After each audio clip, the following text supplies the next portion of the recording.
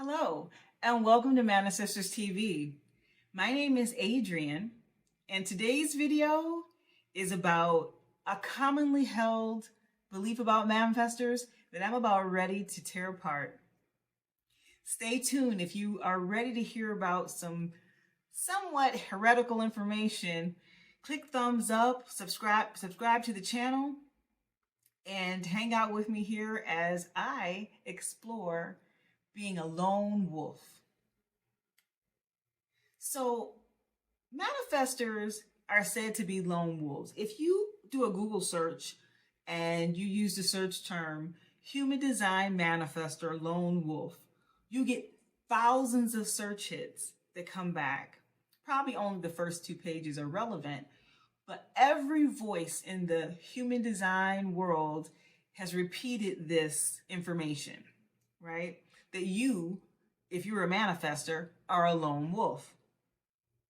So where did this wolf analogy come from? If you get a chance to read it, there is a document called the Manifestor Manifesto by Ra Uhuru, the originator of the human design system. And on page 61, he brings up the analogy that manifestors are lone wolves. And this is not in relationship to a pack of wolves. He's making the wolf analogy in contrast to sheep, which he's calling all of the rest of the types. Now, I will maybe tackle that in another video, but right now we're just going to deal with this whole wolf analogy, this lone wolf analogy. So part of why I've kind of come to like dispute this is because if you know anything about wolves, I mean, I'm not going to assume that you know about wolves, because honestly, I didn't know that much about wolves, but I went ahead and researched about lone wolves and how they behave. And after reading more about what a lone wolf really is, I don't think that it's something that I am as a manifestor. And I don't think if you're a manifestor that you're a lone wolf either, not if you're thriving and healthy. So first of all, the tragedy of the lone wolf. Wolves become lone wolves for several reasons. Typically, it's a young wolf that has to go find another pack, for genetic diversity's sake. And oftentimes it's an old wolf that is somehow kicked out of the group. And that's how you become a lone wolf. That's pretty tragic, because to be a lone wolf is to be without a pack. And to be without a pack, that means you don't have the security of the pack nor the hunting capacity of the pack. Many of the lone wolves will leave their pack and find a new pack, or they will leave and live as lone wolves for a while and then return to their pack. Typically, they're never the alpha, by the way.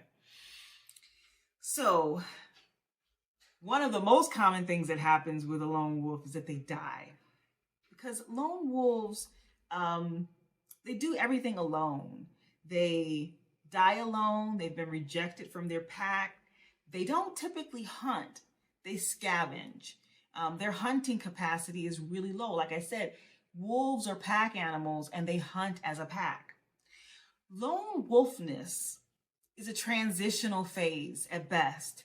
And it's not a way of living or thriving. So it's not something that you're going to see a wolf do for a long time without eventually just dying. So what do I propose as an alternative? And we're going to be animals, right? And we're going to be animals in relationship to a flock.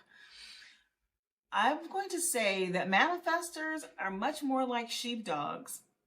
I know, it's not very sexy. It's okay.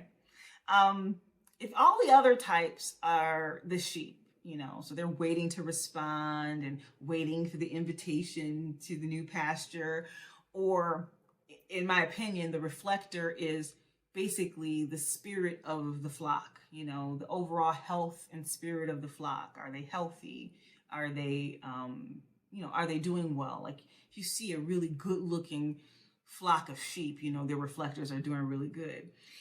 And our role if you're a manifestor, as a sheepdog, is to actually gather and move all or portions of the herd from one place to another, typically for their benefit, right? And so how you know what's going to benefit them? This is where being a really clean manifestor comes in. So you have clean and clear impact, because the shepherd in this case, in this scenario that we've painted of sheep and of flocks and of sheepdogs, is the Maya, the program. The program is dictating your movements, and it's through that inspiration, through your authority, that you're able to move a flock appropriately. And you don't move the flock because, oh, I want to move the flock. You're moving the flock because you've been basically commanded to move. And that's how we operate. We have an inspiring action that happens within us that inspires us to go and act and do. So a few things about sheep. Sheep are naturally afraid and very sensitive. So what most people don't know is that the sheepdog works for the shepherd and does work with the sheep, but the sheep are actually still naturally afraid of the dog because the dog is still a predator. They smell like wolves because, you know, they're canines and they share DNA. And dogs can harm sheep, and they often do. But well-trained dogs herd only when they are instructed by the shepherd, gathering them and driving them forward to a better pasture and to a benefit. Untrained or poorly trained dogs do an activity called sheep worrying. I've learned a lot about shepherding. Shepherding? Yes, I guess sheep herding. I've learned a lot about this, and apparently stray dogs or wayward sheepdogs will do an activity called worrying, where they will chase the sheep, because chasing is a natural dog activity. And when you think about manifestors and the whole initiation, in a way, it's almost like chasing. It's just this movement that has no logical reason, but it's actually hunting. It's a hunting movement. So these dogs who are untrained or have gone rogue will oftentimes worry the sheep. Worrying the sheep stresses them out, makes them lose their lose their wool, right? They can be injured. They can be driven inappropriately to their harm, right? So if the duty of the sheepdog is to drive the flock to the benefit, a dog that is worrying the herd will actually be, or the flock will be, doing the opposite and harming them. Another thing is badly behaved dogs get shot. So if you have a dog that's loose in sheep herding country and is worrying another farmer's flock, your dog could be shot and no one cares. There's not going to be an ASPCA or PETA. Nobody's coming to protest, because that's just what happens in sheep country. And wolves are always shot on sight. The other thing is, well, who takes care of the dog? The shepherd does. The shepherd takes care of the dog. You do your duty appropriately, you will be taken care of. Now, that takes a little bit of, the word faith, but you have to trust something. You have to trust that if you are being in line with the program and in line with what is happening inside of you with your authority, that you will be taken care of. Finally, your place is outside of the herd. So if you're trying to fit in and put yourself in the herd, you've heard of the idea of being a wolf in sheep's clothing. No, you're a sheepdog in sheep's clothing. And it bothers the sheep. It worries the sheep. You are trying to change your bark into a bleat, and no one believes you. It's not a believable thing.